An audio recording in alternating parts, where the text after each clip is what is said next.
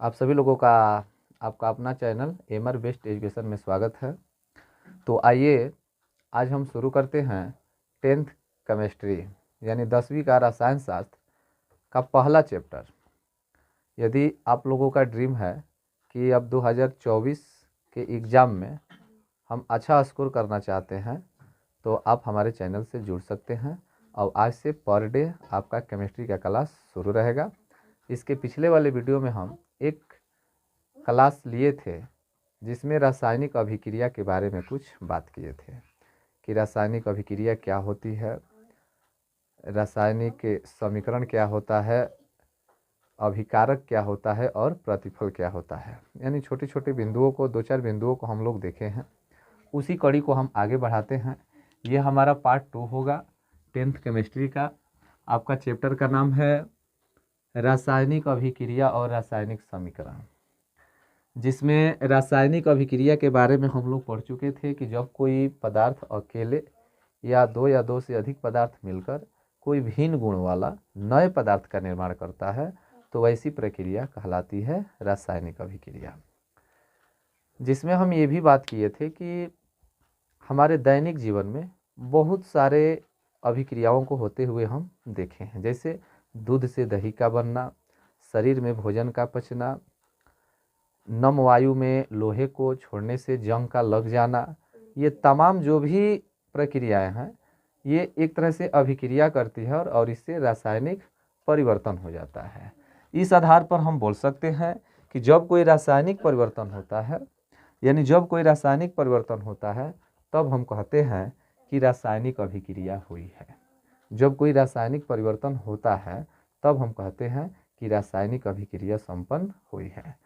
रासायनिक अभिक्रिया में भाग लेने वाले पदार्थ को हम अभिकारक कहते थे, बनने वाले पदार्थ को उत्पाद कहते हैं। कहते थे ना, कहते हैं, यानी पिछले वाले वीडियो में हम पढ़ा चुके हैं, इसलिए कहते थे बोल दिए।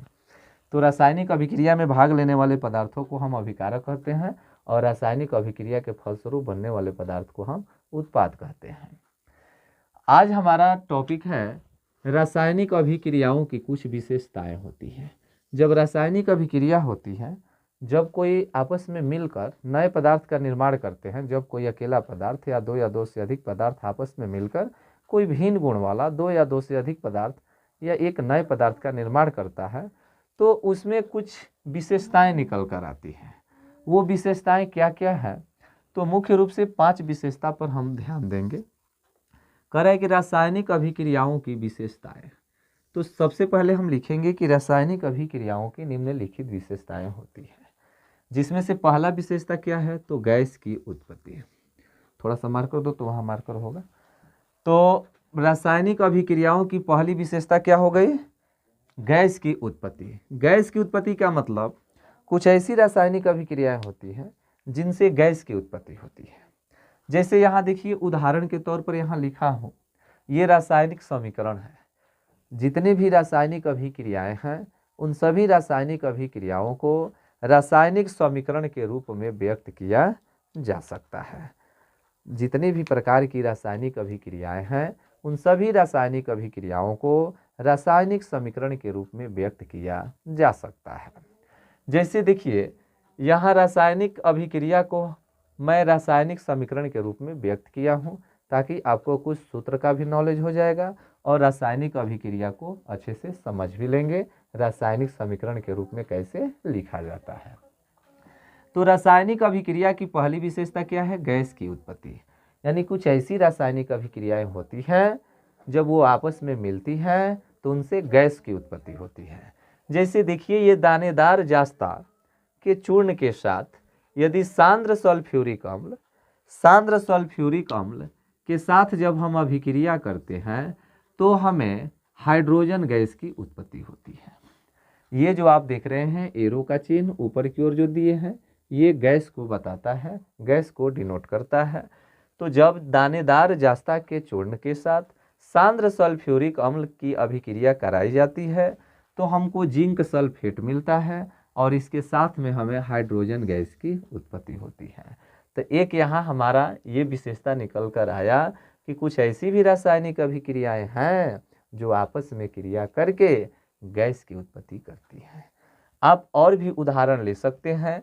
यहाँ जिंक के साथ आप HCl भी लेकर चलेंगे, इसके साथ जब हम चलेंगे तो ये जिंक क्लोराइड बन जाएगा। यहाँ 2 लगाना पड़ेगा, संतुलित करना पड़ेगा और यहाँ H2 गैस निकलेगा। तो कुछ ऐसी रासायनिक अभिक्रियाएं होती हैं जिनसे गैस की उत्पत्ति होती है। तो ये हो गया आपका पहला विशेषता। दूसरा विशेषता है अवक्षेप का बनना। कुछ ऐसी भी रासायनिक अभिक्रियाएं होती हैं जिनसे अवक्षेप की प्राप्ति होती है। अवक्षेप एक ठोस पदार्थ होता है। अवक्षेप एक ठोस पदार्थ होता है। जैसे देखिए यहाँ सोडियम क्लोराइड की अभिक्रिया जब हम सिल्वर नाइट्रेट के साथ कराते हैं, ये लैंग्वेज में लिखना चाहिए था कि सोडियम क्लोराइड की अभिक्रिया सिल्वर नाइट्रेट के साथ कराते हैं तो सिल्वर क्लोराइड का अवक्षेप प्राप्त होता है। सिल्वर क्लोराइड का क्या प्राप्त होता है? सिल्वर क्लोराइड का अवक्षेप प्राप्त होता है। ये नीचे की ओर जो हम दिखा रहे हैं इसको अवक्षेप समझना है। ये एक तरह से ठोस पदार्थ होता है जो पेंदी में जाकर बैठ जाता है। तो कुछ ऐसी भी रासायनिक अभिक्रियाएं होती हैं जिनसे अवक्षेप का भी निर्माण होता है। तो सोडियम क्लोराइड की अभिक्रिया सिल्वर नाइट्रेट के साथ कराते हैं तो सिल्वर क्लोराइड का अवक्षेप प्राप्त होता है और साथ में जो बच जाता है सोडियम नाइट्रेट की प्राप्ति होती है। तो ये हुआ आपका दूसरा विशेषता।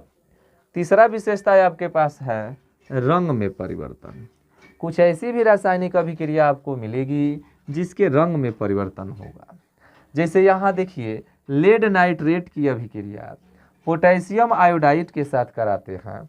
जब लेड नाइट्रेट की अभिक्रिया पोटेशियम आयोडाइड के साथ कराते हैं तो लेड आयोडाइड का पीला अवक्षेप प्राप्त होता है, यानी पीले रंग की प्राप्ति होती है और ये आपका पोटेशियम नाइट्रेट मिलता है। तो यहाँ आपको रंग में भी परिवर्तन होगा, यहाँ अवस्था में भी परिवर्तन देखने को मिल रहा है। ये आपका रंगहीन होता है, ये भी आपका रंगहीन होता है और ये आपके पीले रंग का अवक्षेप यानी ठोस पदार्थ देखने को मिल गया PbI2। इस आधार पर हम बोलेंगे कुछ ऐसी भी रासायनिक अभिक्रियाएं हैं जिनके रंग में भी परिवर्तन होता है। अगला विशेषता के रूप में आप ले सकते हैं ताप में परिवर्तन। यानी ताप कुछ ऐसी भी रासायनिक अभिक्रियाएं हैं जिनके ताप में भी परिवर्तन होता है। जैसे यहाँ कली चूना के ऊपर यदि आप जल गिराते हैं तो ये कैल्शियम हाइड्रोक्साइड में परिवर्तित होता है और इसमें से ऊष्मा निकलती है। अपने भाषा में यदि हम कहें तो CaO जो है आपका बिना बुझा हुआ चूना है। ये बिना बुझा हुआ चूना है, जब इसके ऊपर हम जल डालते हैं तो ये खौलने थोड़ा ताप में परिवर्तन हो जाता है, एकरा में से ऊष्मा निकलने लगता है तो ये बुझा हुआ चूना बन जाता है। ये आपका बुझा हुआ चूना है, ये आपका बिना बुझा हुआ चूना है। तो बिना बुझे हुए चूने के ऊपर जब हम जल गिराते हैं तो इसमें से भाप निकलता है, ऊष्मा निकलता है और ये कैल्शियम हाइड्रोक्साइड यानी बुझा हुआ चूना में परिवर्तित होता है। तो यहाँ से ये क्या निकल रहा है? ऊष्मा निकल रहा है। तो यानी ऊष्मा निकल रहा है यानी ताप में इसका परिवर्तन हुआ तब न ऊष्मा निकला। तो इस आधार पर हम बोल सकते हैं कि कुछ ऐसी भी रासायनिक अभिक्रियाएं हैं जिनके ताप में क्या होता है? परिवर्तन होता है। अगला विशेषता के रूप में आप ले सकते हैं अवस्था में परिवर्तन। क्या लिख सकते हैं? अवस्था में परिवर्तन। अवस्था में परिवर्तन क्या? तो देखिए बेरियम क्लोराइड की जब अभिक्रिया सल्फ्यूरिक अम्ल के साथ कराते हैं तो यहाँ HCl बेरियम सल्फेट का सफ़ेद अवक्षेप प्राप्त होता है। तो यहाँ रंग में भी परिवर्तन देखने को मिल रहा है और अवस्था में भी परिवर्तन देखने को मिल रहा है। तो यानी कुछ ऐसी भी रासायनिक अभिक्रियाएं हैं जो अवस्था में भी परिवर्तन देखने को मिलता है। और आप इसका उदाहरण एक ले सकते हैं अवस्था में परिवर्तन के रूप में। आप दूसरा उदाहरण भी ले सकते हैं। दिखाई नहीं दे रहा है चेहरा का? अच्छा चलिए, थोड़ा सा कट रहा है। जैसे कभी कभी आप देखते होंगे मोमबत्ती को जब हम जलाते हैं तो जलाने पर मोम का कुछ भाग द्रवित होकर नीचे गिरता है और कुछ भाग वाष्प में परिवर्तित होता है। कहने का मतलब मोमबत्ती को जलाने पर ठोस मोम द्रव और गैस में परिवर्तित होता है।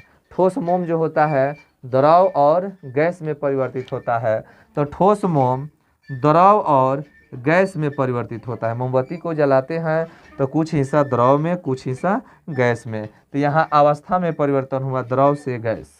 ठोस, ठोस मोम एक ठोस होता है जिसको जलाने पर कुछ द्रव में परिवर्तित होता है, कुछ गैस में परिवर्तित होता है। इस तरह से ये अवस्था में भी परिवर्तन हो गया, यानी यहाँ अवस्था और रंग दोनों को दिखा रहा है। तो ये था हमारा रासायनिक अभिक्रियाओं की विशेषताएं। तो ये तमाम तरह की रासायनिक अभिक्रिया है। ये सभी रासायनिक अभिक्रिया में ये जो भाग लेने वाले पदार्थ हैं आप इसको अभिकारक कहेंगे, जो बनने वाला पदार्थ है आप इसको उत्पाद कहेंगे। ठीक है, उम्मीद करते हैं कि ये टॉपिक आपको समझ में आया होगा। यदि नहीं आया है तो कमेंट में थोड़ा लिखिए कि क्या इसमें समझ में नहीं आया है। हम प्रयास करेंगे कि अगले वीडियो में आपकी समस्या को फिर से सुलझा सकें। तो चलिए अब हम मिलते हैं अगले दिन रासायनिक समीकरण से संबंधित कुछ बिंदुओं को लेकर। धन्यवाद।